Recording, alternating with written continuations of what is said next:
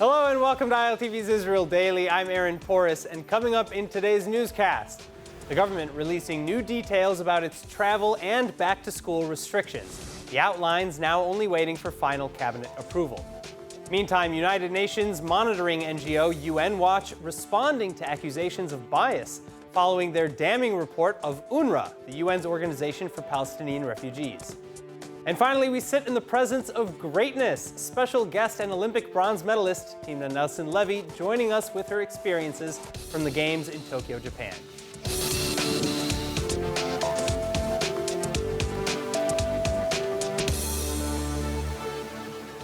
Now we begin tonight with coronavirus again. Health officials releasing the latest outlines for restrictions on travel and in-person schooling as infections continue to rise. New pending details regarding local life and travel amidst the pandemic finally released by the COVID cabinet in Israel. This has nearly 3,400 new infections confirmed overnight, making for a coronavirus spread rate of 3.87% in Israel, 360 people now in serious condition, 6,542 dead. Though despite the rising numbers and the reinstallation of green pass restrictions, vaccinations and public participation seemingly stagnating. For one, roughly 500,000 Israelis over 60 years old have now received a third dose of the vaccine as a booster. But far more cooperation is needed to make a difference, particularly from the younger populations, many of whom are still refusing to get their second or even first vaccine shots. זה הישג אדיר, אבל צריך להגביר עוד יותר את הקצב. אנחנו חייבים לחלוף על פני המגפה, לנצח את המגפה במרוץ בינינו לבין המגפה, בין מאמץ ההתחסנות לבין קצב המגפה. Likewise, in addition to the young, the government focusing on the Arab and the Jewish ultra-Orthodox demographics who've long been lagging behind the national average. לא לכל בן אדם יש הזדמנות להציל חיי אדם. לכל אחד מצעירי ישראל. אם אתם יוצאים ומתחסנים, אתם גם שומרים על עצמכם ומצילים חיי אדם. כל מי שבין 12 ומעלה שיצא להתחסן, וככה גם יבטיח לעצמו שנת לימודים חלקה. And this brings us to the new plans, which are not a guarantee against lockdowns and which still need approval from the COVID cabinet. Starting with schools, Prime Minister Bennett approving of the new outline for in-school learning by September 1st. And in it, all ages from K through 12 would return to school under 6 layers of protection, including serological testing to begin this week and rapid COVID testing for parents. Magen David Adom Health Services, for one, opening 120 new rapid testing centers across the country that promise results in as little as 15 minutes. Then there's also in-school testing for virus hotspot cities and new measures for social distancing, hygiene, and for when a student in class tests positive. And the pilot is set to begin tomorrow, starting with the Haredi community, followed by the Arab localities, and at last, the general public. As for travel restrictions, the list is a little less complicated, but no less subject to change. So if you're planning to travel, check the Israel Health Ministry's website for updates to the advisory listing. In any case, the listing divided into 4. First, the largest list with 124 countries, the uncategorized or green list. Travel to these countries is permitted fairly openly, but those whom are neither vaccinated nor recovered must enter isolation upon return to Israel. This list includes countries like the United States and Canada, Switzerland, Jordan, and South Korea. Then next is second on the list, travel notice or yellow. Travel to these 66 countries is still pretty lenient, with isolation only required for those who are neither vaxxed nor recovered upon return to Israel. But infections in these locales are rising, and it's advised to avoid traveling to these destinations, including the Ukraine and the Seychelles. Now, third is travel warning or orange. It's ill-advised to travel to these countries, and returning to Israel from them means mandatory isolation for all, regardless of vaccination or recovery. And this list names 10 countries, including the UAE, Colombia, and Honduras. And then finally, fourth on the list, the highest risk or red countries, which require all travelers to enter isolation upon returning from these countries, including the vaxxed or recovered. And then to go to these countries from Israel, one must also first get permission from the Exceptions Committee. There are 15 red countries, including the UK, Turkey, Spain, Russia, Mexico, India, Cyprus, and Brazil. Now, meantime, if you're choosing to fly abroad regardless of the new restrictions, listen up, because we've got some pretty good news. Passengers flying on El Al from New York to Tel Aviv now benefiting from a new pilot program to expedite arrival procedures in Israel, where infections have been on the rise. I think this process is very good. You know, it helps us get into Israel faster, and it leaves some of the pressure from us when we land. So I think it's very good that they're doing this now here. And you know, they seem to be struggling a little bit with the amount of people, but they're getting good at they're picking up. Starting Thursday, August 5th, passengers flying El Al between New York and Tel Aviv have had the pleasure of skipping congestion in the airport upon arrival in Israel. And it's all thanks to a new El Al exclusive program to provide PCR tests just before takeoff or even on the plane while en route. El Al officials explaining the rationale. Instead of holding on in line upon landing, we save the time for the passenger. And second, we decrease the time that the people need to wait until they get the results of the second test.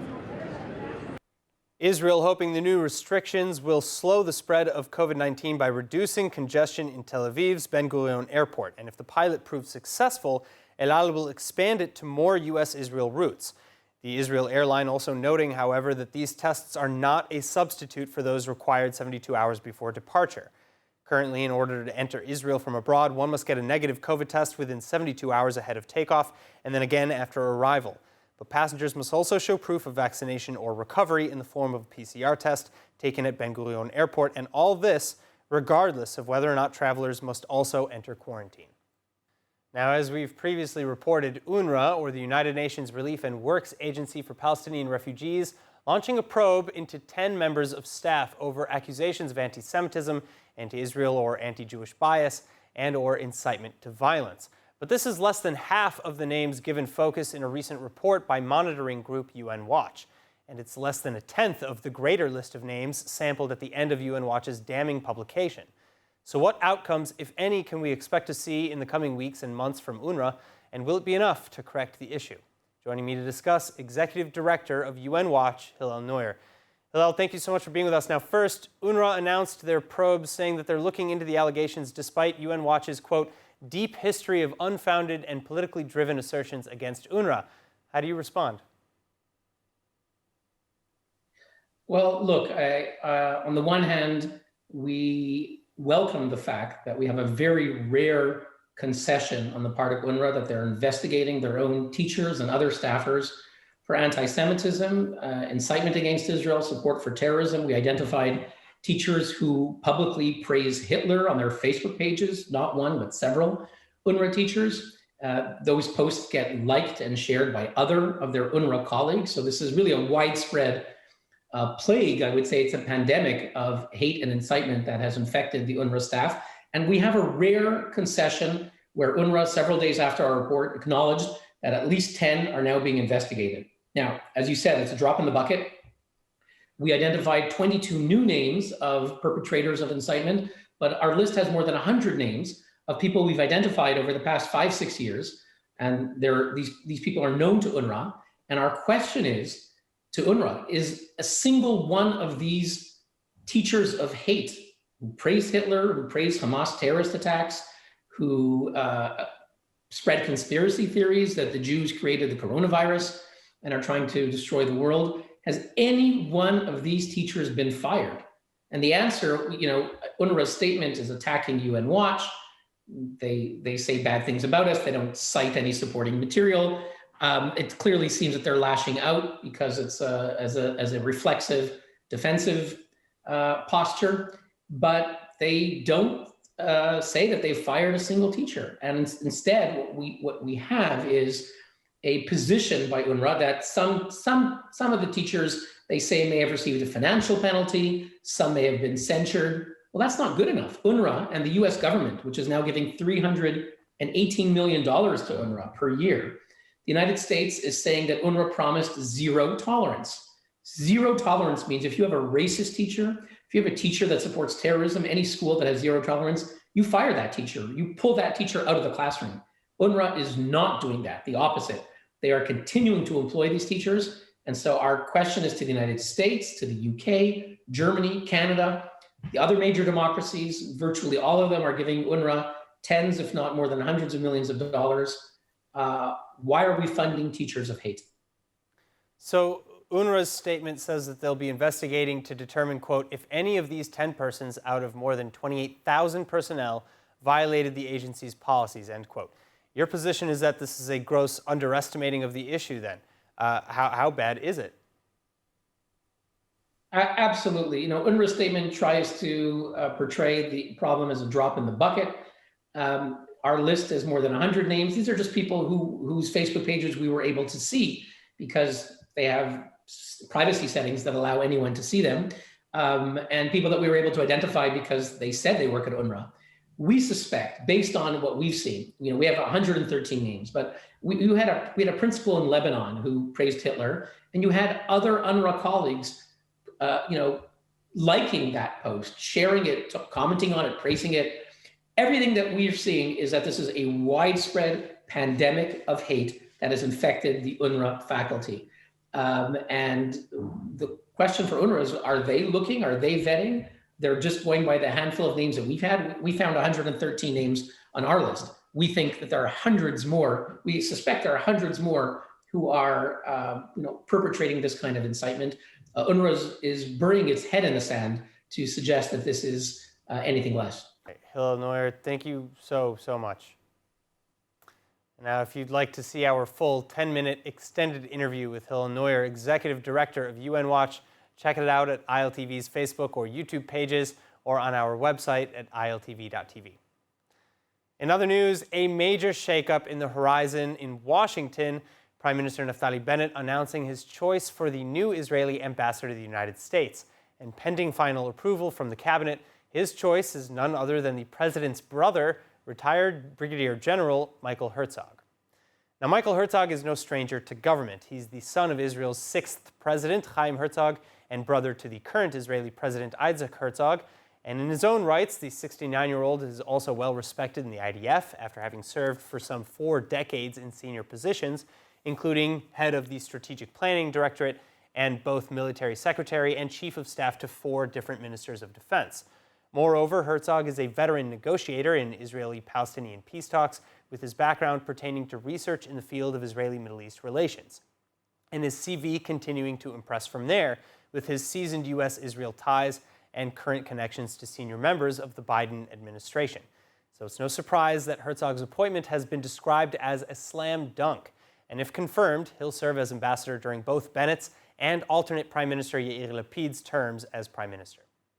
All right, now for our final item tonight, the 2020 Summer Olympic Games in Tokyo, Japan, finally over, and Israel's incredible delegation of Olympians, the largest in the nation's history, deservedly returning home to a hero's welcome. So let's keep the momentum going for my next guest, Israeli judoka in the 57-kilo weight class and bronze medalist in the judo team competition, Timna Nelson-Levy. Timna, I'm so excited to have you here with us today. I love being here. Thank you. It's our pleasure. All right, I want to start though with a photo that we took actually right off of your Instagram. We'll throw it up on the screen. It's a picture of you captioned "The moment you realize you're an Olympic medalist." Obviously, it's a picture. A picture is worth 1,000 words. But can you describe this moment? What are you feeling? What are you thinking in this moment? It was a crazy moment. Everything just came together. After such a hard week. Me, myself, my team, we've been through a lot, and to come from hard losses and really a tough week to become an Olympic medalist, I was filled with joy. I looked at my coaches, and it was crazy to watch them. So now you've been competing in judo for a while now, winning your first significant medal in a senior competition in 2015. And since then, you've earned gold, silver, and bronze in a number of other international competitions, including Grand Slams.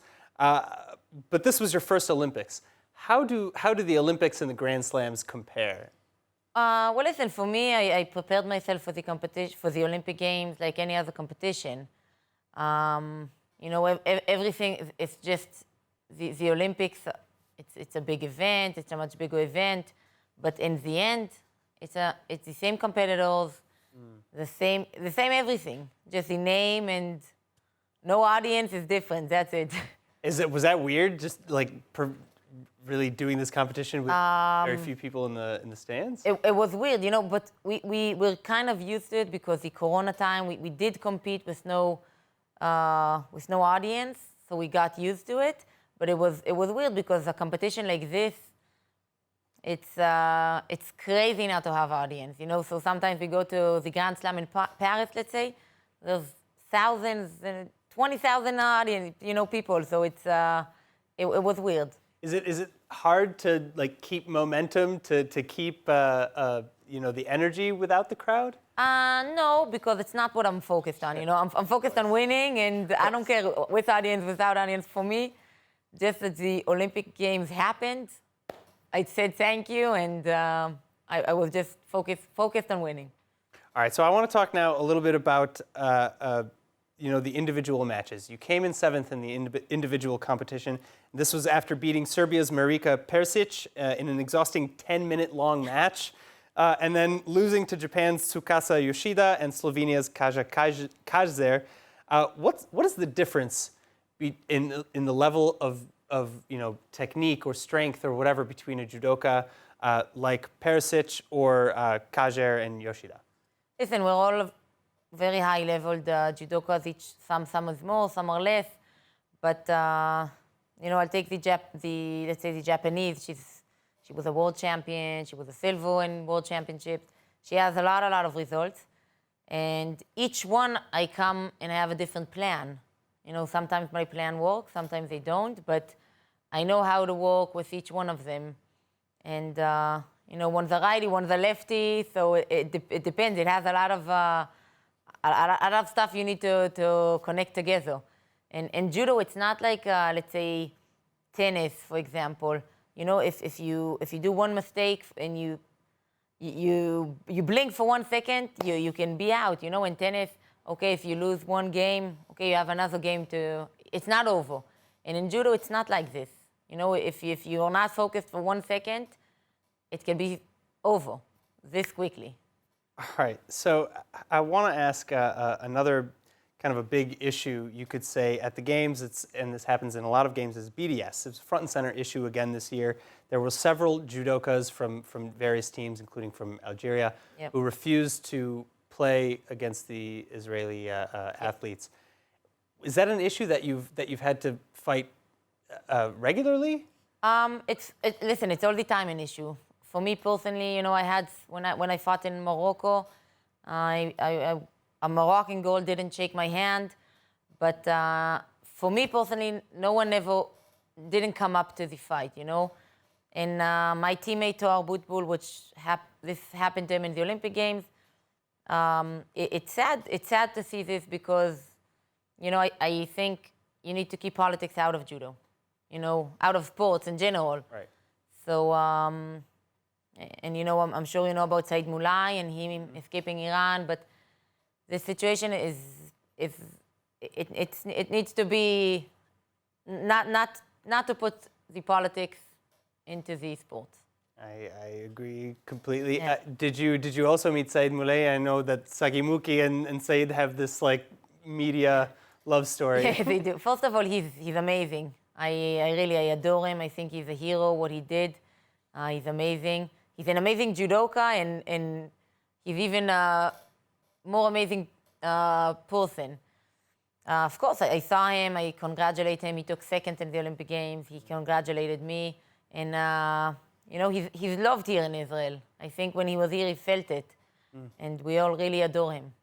All right, back to you though, because you're the star of the hour here. I want to ask, you know, a little bit more about the Olympic Village. You said that, you know, there's a different energy with coronavirus and the crowds kind of not being there. But did you still do any like touristy things? You know, what was it like there? You know, we weren't allowed out of the Olympic Village. Okay. So in the Olympic Village, you know, it's like a huge neighborhood.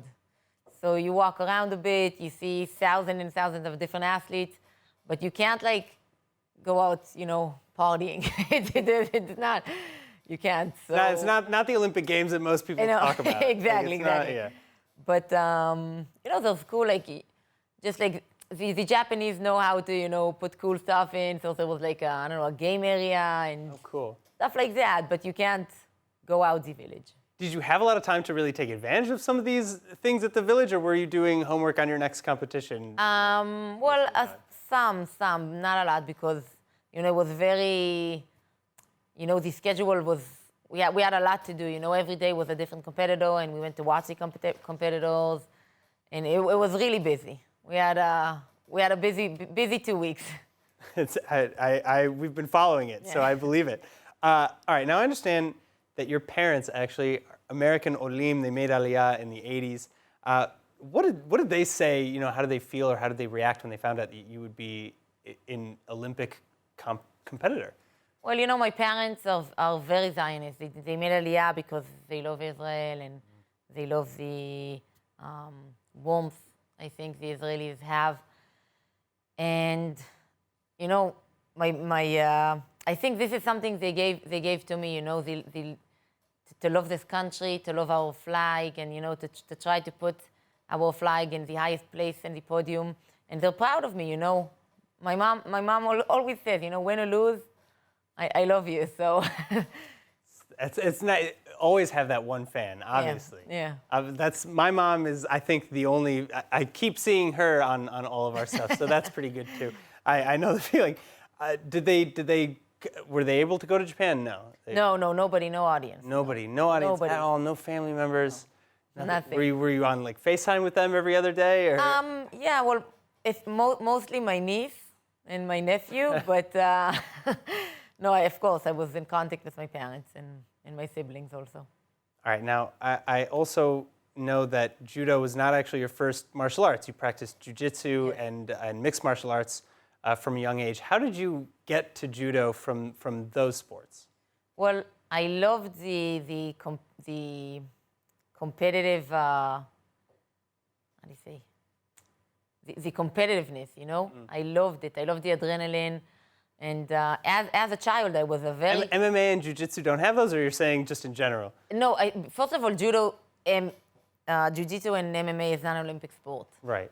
So for me, this is since I was very young, this is what I wanted to do. I wanted to be an Olympic medalist, and I wanted to get you know, I love this adrenaline, and like to prove myself this, I can do it.